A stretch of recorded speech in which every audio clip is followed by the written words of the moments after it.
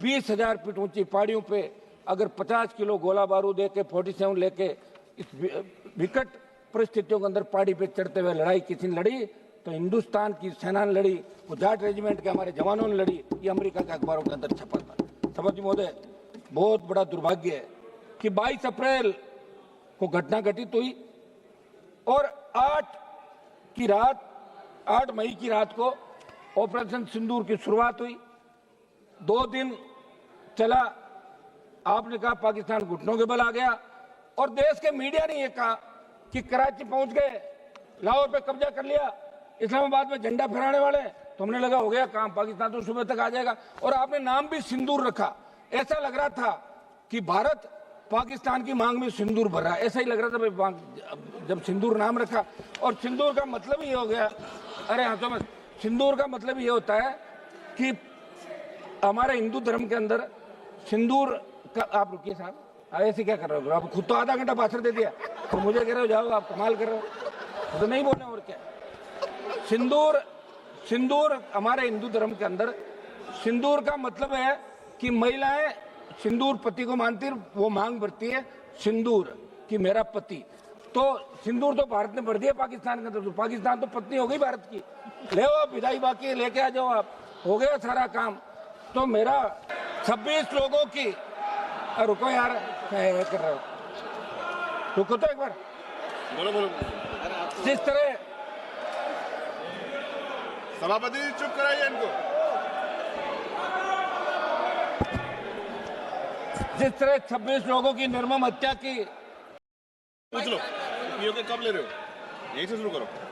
सभापति महोदय, सबसे पहले तो मैं आपको धन्यवाद दूंगा कि आपने सदन के अंदर आज पहलगाम हमले के बाद ऑपरेशन सिंदूर पे जो चर्चा रखी इस तरह और हमें बोलने का अवसर दिया। जिस तरह का वाद विवाद चल रहा था, ये अच्छी बात नहीं है। इस तरह के शब्दों का प्रयोग, हाँ, और 5 दिन लगातार सदन बाधित रहा, पूरा देश देख रहा है। उसके क्या कारण थे? अगर यही होना था ये तो पहले ही दिन हो जाता, फिर 5 दिन बाधित क्यों रहता सदन? पूरे देश का जवान, किसान, हर व्यक्ति हमसे जवाब मांग रहा है कि आप दिल्ली हो, हमारा मामला उठाया कि नहीं उठाया, बेरोजगारी का मामला उठाया, किसान का उठाया, जवान का। निश्चित रूप से मैं आपको धन्यवाद दूंगा, अध्यक्ष जी को और हमारे पक्ष विपक्ष सबको, कि आखिर सदन ऑर्डर के अंदर आया और आज इस महत्वपूर्ण विषय पे ऑपरेशन सिंदूर, जिसको लेके हर भारतीय के मन के अंदर ये था कि ऑपरेशन सिंदूर के बारे में खुली चर्चा होनी चाहिए। आज सदन के विद्वान सदस्यों ने अपनी अपनी बात रखी। सभापति महोदय, निश्चित रूप से 26 लोगों की 22 अप्रैल 2025 को जो पहलगाम में धर्मपूछ के हत्या की, वो निंदनीय कृत्य था। और उस पल जिसने भी टेलीविजन पे, सोशल मीडिया पे इस खबर को देखा, हर घर के अंदर रुदन था। बच्चे, महिलाएं, बूढ़े सब एक ही बात कह रहे थे कि बहुत गलत हुआ, हम आज भी सुरक्षित नहीं हैं। मोदी जी ने 11 साल जो हमें सुरक्षा की गारंटी के नाम पे वोट लिया और ये बात कही कि हमारी सरकार अगर एनडीए की आई तो हम शहादत नहीं होने देंगे, हिंदुस्तान सुरक्षित होगा। और 26 लोगों की, रुको यार क्या कर रहे हो, रुको तो एक बार, बोलो। जिस तरह सभापति चुप कराइए इनको। जिस तरह 26 लोगों की निर्मम हत्या की, जिन महिलाओं के सामने, जिनकी नई नई शादी हुई, उनके पति की हत्या की, बच्चों की, महिलाओं की, और ये घृणित करते पाकिस्तान द्वारा जिन आतंकवादियों को पनाह दी जाती है, जिस आतंकवाद का पोषण पाकिस्तान कर रहा है, और उसके आतंकवादियों द्वारा पहलगाम के अंदर ये दहशतगर्दी की गई। दुर्भाग्य से हमारे सिस्टम के अंदर भी कोई चूक रही होगी सभापति महोदय, कि अंतर्राष्ट्रीय सीमा पे पहलगाम नहीं है, लेकिन वहां तक ये आतंकी कैसे पहुंचे? क्या अपना खुफिया तंत्र इतना कमजोर हो गया और वहां इतनी संख्या में अगर पहलगाम के अंदर पर्यटक आते हैं तो सुरक्षा के क्या इंतजाम आपके थे?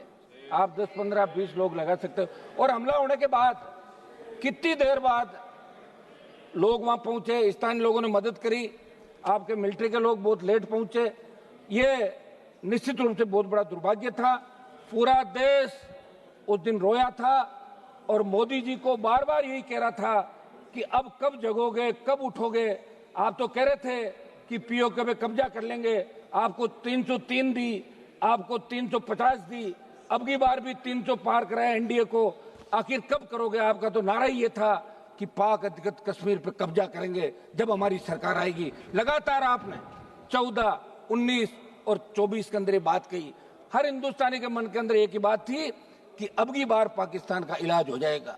निश्चित रूप से इजराइल जैसे छोटे देश जो अपनी लड़ाई खुद के दम पर लड़ रहे हैं, 140 करोड़ का भारत देश जिसकी सेना विश्व के अंदर सबसे मजबूत सेना है, जब भी सेनाओं की बात आती है तो कारगिल युद्ध के दौरान 20,000 फीट ऊंची पहाड़ियों पे अगर 50 किलो गोला बारूद लेके 47 लेके इस विकट परिस्थितियों के अंदर पहाड़ी पे चढ़ते हुए लड़ाई किसी ने लड़ी तो हिंदुस्तान की सेना ने लड़ी, वो जाट रेजिमेंट के हमारे जवानों ने लड़ी। ये अमेरिका के अखबारों के अंदर छपा था। समझ महोदय, बहुत बड़ा दुर्भाग्य है कि 22 अप्रैल को घटना घटित हुई और 8 मई की रात को ऑपरेशन सिंदूर की शुरुआत हुई। 2 दिन चला। आपने कहा पाकिस्तान घुटनों के बल आ गया और देश के मीडिया ने यह कहा कि कराची पहुंच गए, लाहौर पे कब्जा कर लिया, इस्लामाबाद में झंडा फहराने वाले। तो हमने लगा हो गया काम, पाकिस्तान तो सुबह तक आ जाएगा। और आपने नाम भी सिंदूर रखा। ऐसा लग रहा था कि भारत पाकिस्तान की मांग में सिंदूर भर रहा है, ऐसा ही लग रहा था भाई जब सिंदूर नाम रखा। और सिंदूर का मतलब ये हो गया, अरे हाँ तो सिंदूर का मतलब ये होता है कि हमारे हिंदू धर्म के अंदर सिंदूर का, आप रुकिए साहब, ऐसे क्या कर रहे हो? आप खुद तो आधा घंटा भाषण दे दिया तो मुझे कह रहे हो जाओ, आप कमाल कर रहे हो। तो नहीं बोलना और क्या। सिंदूर हमारे हिंदू धर्म के अंदर सिंदूर का मतलब है कि महिलाएं सिंदूर पति को मानती है, वो मांग भरती है सिंदूर कि मेरा पति। तो सिंदूर तो भारत ने भर दिया पाकिस्तान के अंदर, तो पाकिस्तान तो पत्नी हो गई भारत की। ले आओ विदाई बाकी लेके आ जाओ, आप हो गया सारा काम। तो मेरा सभापति जी एक ये था कि अपन इस सदन के अंदर चर्चा कराएं, सारी बातें, वाद विवाद, हंसी मजाक भी चली, आरोप प्रत्यारोप भी चले। लेकिन जिस तरह का आरोप, अब तो आप सभापति की चेयर पे बैठे हैं, आपके पूरे आरोप शायद इन्होंने सुने नहीं, मैंने सुन लिए थे, समझ लिए थे, मैं वापस नहीं बताऊंगा जो आपने क्या कहा था। सभापति जी, जो दुर्भाग्य था कि आतंकवाद कोई नया नहीं हिंदुस्तान के अंदर, पहले भी लगातार चाहे कांग्रेस की सरकार रही चाहे बीजेपी की सरकार रही, आतंकी तो लोकसभा के अंदर घुस गए थे। लोकसभा के अंदर अगर थोड़ा सा आगे आ जाते और हमारे उस समय वो लोकसभा के जो पार्लियामेंट सिक्योरिटी के जवान सादत नहीं देते तो कितने एमपी मारे जाते। उससे पहले भी लोकसभा, क्या हो गया? बोलने दो, बोलने दो। अभी है कुछ। एक तो मेरी बात सुनो, 10:30 11 बजे बुलवा रहे हो आप, ठीक है, खबर तो अखबार में छपनी नहीं, ये तो तय है, सिर्फ सोशल मीडिया से काम निकलेगा। और हम ये बैठे हैं, इसका मतलब हम मजबूत लोग हैं जो सेना के सम्मान के अंदर रात को 12 बजे भी हाउस के अंदर बैठे हैं। हाउस में अभी 150 से ज्यादा संख्या नहीं होगी सांसदों की, लेकिन हम सेना के सम्मान के लिए यहाँ बैठे। सभापति महोदय, हम 2-3 जो प्रमुख हमारी चीजें हैं, एक तो घुसपैठ कैसे हुई, इस मामले के अंदर जांच होनी, आखिर घुसपैठ कैसे हुई, उसकी जांच क्या रही। ऐसा नहीं हो गया यार सब कुछ ठीक है, भाषण दिया चलते, पर देश जानना चाहता है। और अभी सोशल मीडिया का जमाना, प्रत्येक व्यक्ति को अधिकार है। एक मेरी मांग रहेगी कि अग्निवीर जो योजना आप लाए, उसके बाद सेना का मनोबल गिर गया। मेरी मांग रहेगी, आप मिनिस्टर लोग बैठे यहाँ पे, इस अग्निवीर को समाप्त करें, क्योंकि अगली बार अगर कोई बात हो गई तो फिर मैं सही कह रहा हूँ, मैं तो हमेशा, आपको पता ही नहीं है आप कौन से सेना में जाते हो। मैं तो जाति से आता हूँ, जिस जाति के सबसे ज्यादा लोग सेना के अंदर जाते हैं और सबसे ज्यादा साथ देते हैं। अब लोग व्यापारी लोगों क्या पता सेना क्या होती है। तो मेरी मांग है कि अग्निवीर को समाप्त करके पूर्व की भांति सेना भर्ती रैलियां कराएं। और इसके अंदर जब प्रधानमंत्री जवाब दे तो सिंदूर क्यों नाम रखा, सिंदूर कहां भरा, इस बात का भी पूरा प्रधानमंत्री के जवाब के अंदर धन्यवाद। हम सब सेना को सैल्यूट करते हैं। एक मिनट साहब सुने, सेना को हम सैल्यूट करते हैं और इसके अंदर जो लोग सीज फायर श्री बालासोरी वल्लभ जो लोग मैनी जी। मारे गए उनको भी हम नमन करते हैं, उन लोगों का श्रद्धांजलि उनको start। देते हैं। और सेना हमारी मजबूत है। आप स्टार्ट कीजिए जी, बालासोरी जी आप स्टार्ट कीजिए।